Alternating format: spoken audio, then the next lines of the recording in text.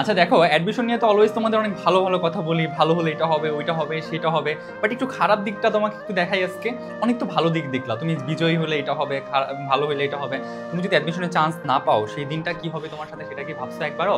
একটা বার চিন্তা করছো যে তুমি যদি চান্স না পাও, যদি অ্যাডমিশন তোমার না হয় ইউনিভার্সিটি, তোমার বাসায় কি পরিস্থিতি হতে যাচ্ছে, তোমার আশেপাশের মানুষ তোমাকে কিভাবে কথা শোনাবে? জাস্ট জাস্ট কল্পনা করো। এতদিন তো কল্পনা করাইলাম যে যদি চান্স পাও তাহলে কি হবে, যদি চান্স না পাও তাহলে জাস্ট চিন্তা করো তোমার উপরে মানুষজন যে খেপে আছে, বা তোমার উপরে যে আত্মীয় স্বজন দেখার জন্য তাকায় আছে, দেখবো নে ওর ছেলে কি করে, দেখবো নে অমুকের মেয়েটা কি করে, এই যে দেখবো নে কি করে, এদের জবাব কি তুমি দিতে পারবা? যখন খারাপ রেজাল্ট করবা, তোমার বাসায় লিটারেলি শ্মশান হয়ে যাবে, লিটারেলি শ্মশান হয়ে যাবে। আমি তোমাকে গ্যারান্টি দিয়ে বললাম। শ্মশান চিনো? শ্মশানটা যেমন থুম খায় থাকে, ওরকম তোমার বাসায় থুম খায় থাকবে, বুঝছো? তো এই দিনটা যেন দেখতে না হয়, এই জন্য হলেও পড়াশোনা তোমার করতে হবে।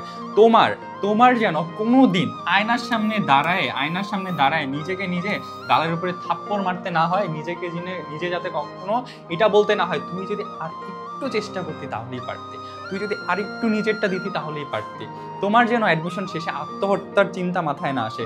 আমাদের সমাজ খুব বাজেভাবে তৈরি হয়েছে যে চান্স না পাইলে তাকে কথা শোনাইতে তাকে একদম মরার মতো অবস্থা করে ফেলবে। ওই দিন তুমি দেখতে চাও? ওই দিন দেখার ইচ্ছা আছে তোমার?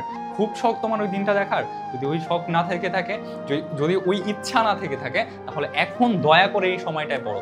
এই সময়টা তোমার জন্য ওই দিনটা নিয়ে আসবে যেদিন তুমি উচিত শিক্ষা দিতে পারবা, উচিত জবাব দিতে পারবা। একটা কথা আছে না, বুদ্ধিমানরা কখনো হচ্ছে মুখে বা গায়ে পরে মানে জুতার বাড়ি দেয় না, গায়ে মানে গা দিয়ে বা হচ্ছে লাইক নিজের জুতা খুলে জুতা দিয়ে বাড়ি দেয় না, তারা তাদের কাজের মাধ্যমে জবাব দেয়। তুমি যদি বুদ্ধিমান হও, নিজের কাজের মাধ্যমে তুমি তাদেরকে জবাব দিতে পারবা। ঠিক আছে? এই জিনিসগুলা মানতে হবে, এই সময়টাকে কাজে লাগাইতে হবে। তারা যেন কোনোভাবে তোমাকে কথা শোনাতে না পারে। বাবা মা যারা আছে, ইভেন তারা নিজেরা তোমাকে কথা শোনাবে। চাও তুমি কথা শুনতে? তোমার জন্য তারা ছোট হোক, এটা তুমি চাও? যদি না চাও, ভাইয়া বা আপু, তোমার কাছে আমি রিকোয়েস্ট করতেছি, দয়া করে এই টাইমটায় পড়াশোনা করো। এই টাইমটার ভিতরে তুমি 12-14 ঘন্টা, যত ঘন্টা করে পারো পড়াশোনা করো। এর বাইরে কোনো কাজই নেই তোমার, এর বাইরে কোনো কাজই নেই পড়াশোনার বাইরে, জাস্ট পড়াশোনা করো। তুমি ভালো কিছু করবা। ভালো কিছু না করতে পারলে ওই দিন নিজের মনের ভিতরে, আমি বলে দিলাম তোমাকে, আত্মহত্যার চিন্তা তোমার মধ্যে আসবে। তো ওই জিনিসটা যেন না আসে, ওই সময় যেন তোমাকে না দেখতে হয়, এই জন্য এখন ভালো কিছু করতে হবে।